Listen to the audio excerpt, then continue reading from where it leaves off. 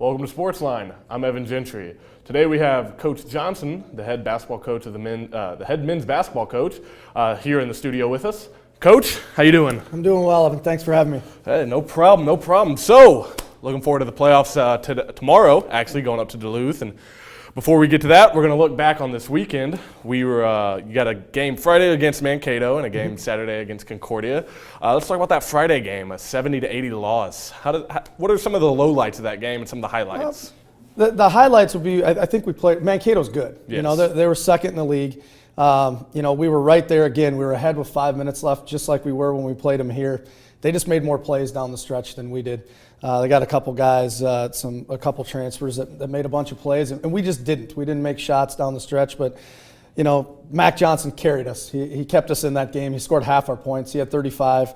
I think he had 7 threes and played well. We just didn't have much secondary scoring in that game, so it was hard to get over the hump. But guys played well. We just didn't make enough plays down the stretch. And that makes sense. You know, when I was looking at it, I saw Mac went 7 for 14 from the three-point line, which is incredible. That's 50% from beyond the arc, which you don't see a lot of players doing that anymore. And to see him play that well was really good. To see you guys lose that was a heartbreaker, considering you only lost by 2 less than a month ago here.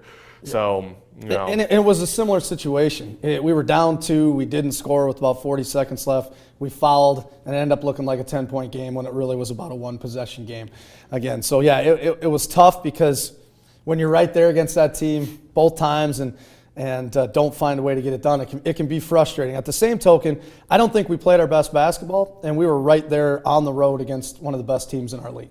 Yes, that is very true. And speaking of not playing your best basketball, you turn around Saturday and it wasn't a great game all around. What do you think happened on Saturday? You know, I don't know, or I would have tried to fix it earlier.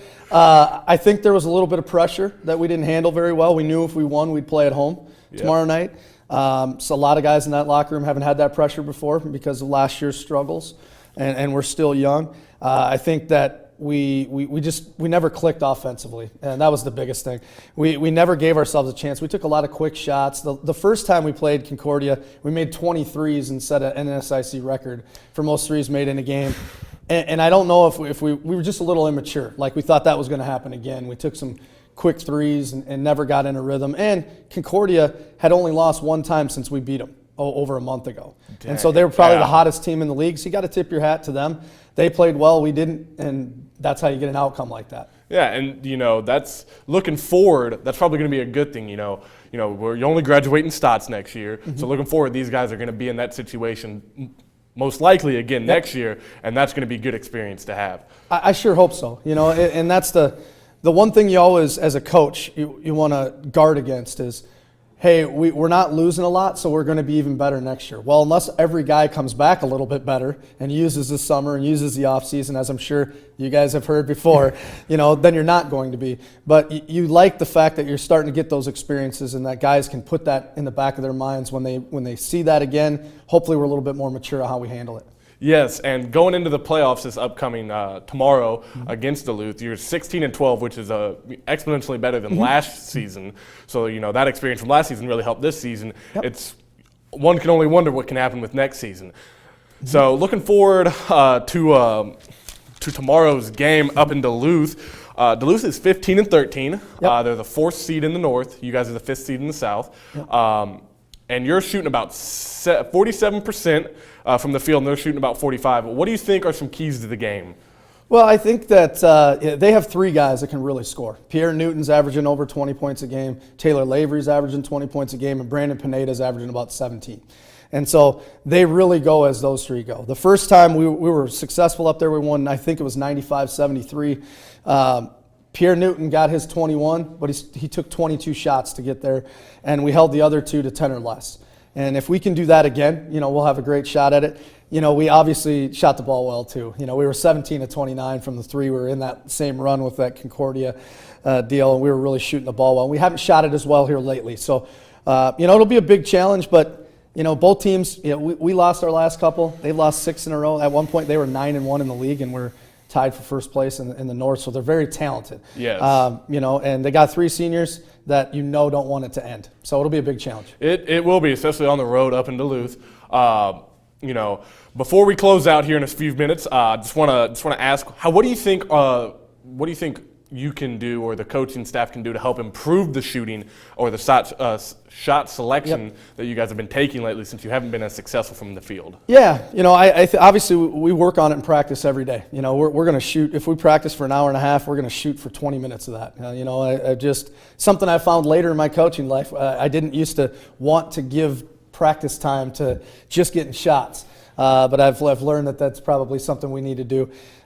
We showed film. We showed film of them doing really positive things, and then how we kind of regressed a little bit. And so hopefully they just, we've been pounding and preaching the same things all year. We just got to get back to them.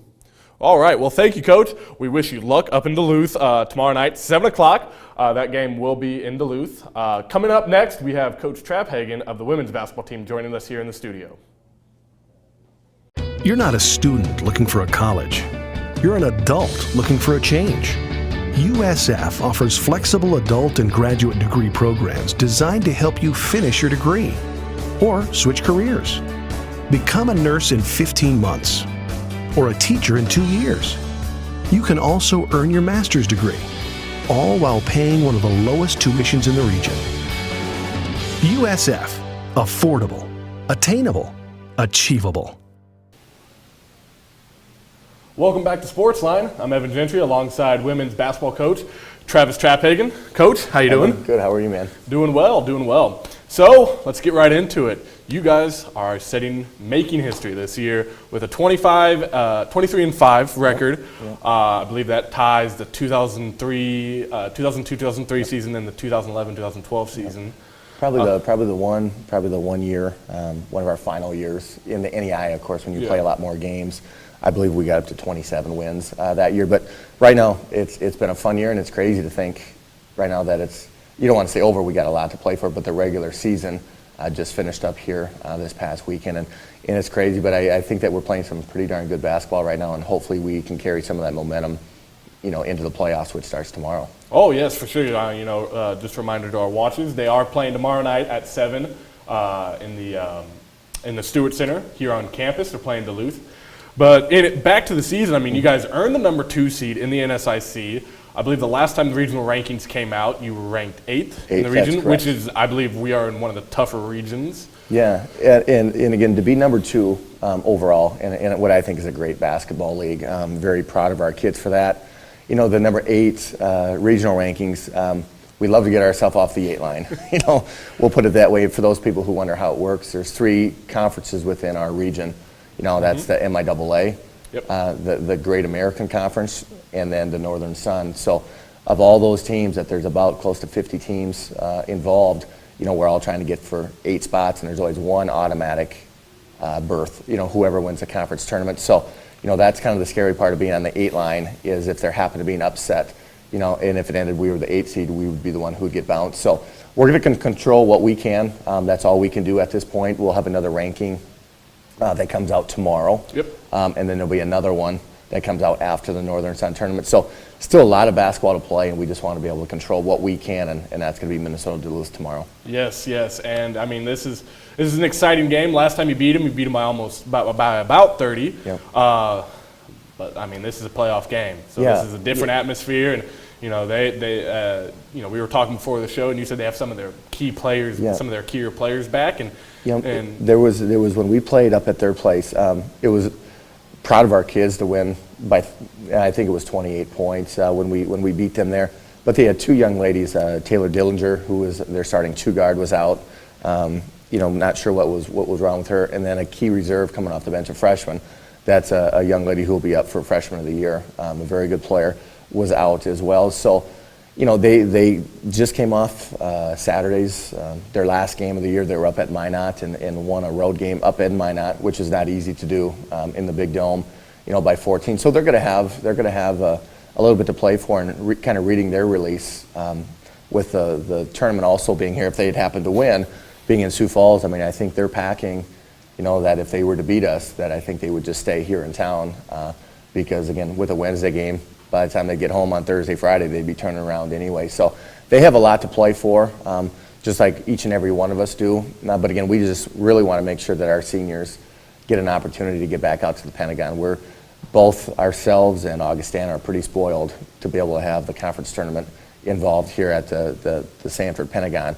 Really a great facility, great experience for all the kids. And last year, we had happened to get beat in the first round against St. Cloud State, so we weren't able to participate in the final 8, in the tournament at the Pentagon. So that was one of the goals for our kids from day one, and hopefully that's one of the attainable goals that we can get with a win on Wednesday. Yes, I remember that actually. Now, but carrying that momentum into the playoffs, let's look back at this past weekend. You were able to play Mankato on Friday, and I believe it was Concordia St. Paul on Sunday. Yes. So we have about a minute left, so we're gonna go quick here. Some strong points coming out of that weekend. Let's talk about it. You had a great post presence both nights, and especially in the Concordia St. Paul game, you held them to only 20% from beyond the arc. That was one of our big keys, is making sure that we held them down. They're a very much perimeter-oriented type team, so guarded them very well, and you made the comment, our posts were very, very good this past weekend.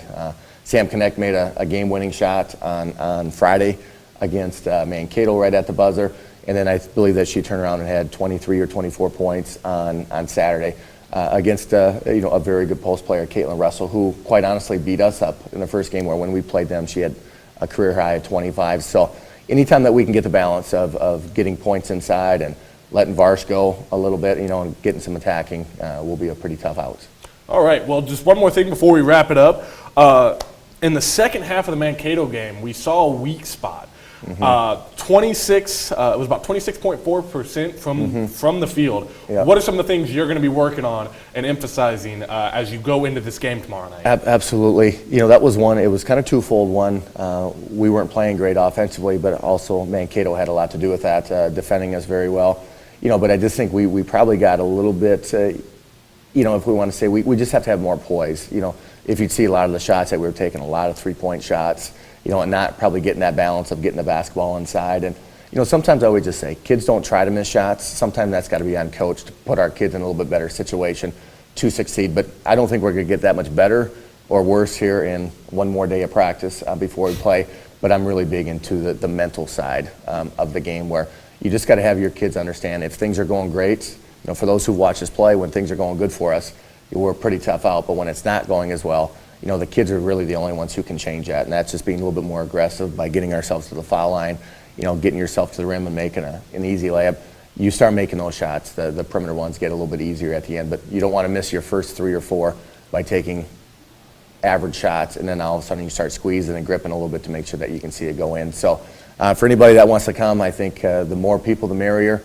Against Duluth, the crowds really help our kids, and again, it should be a great night of basketball.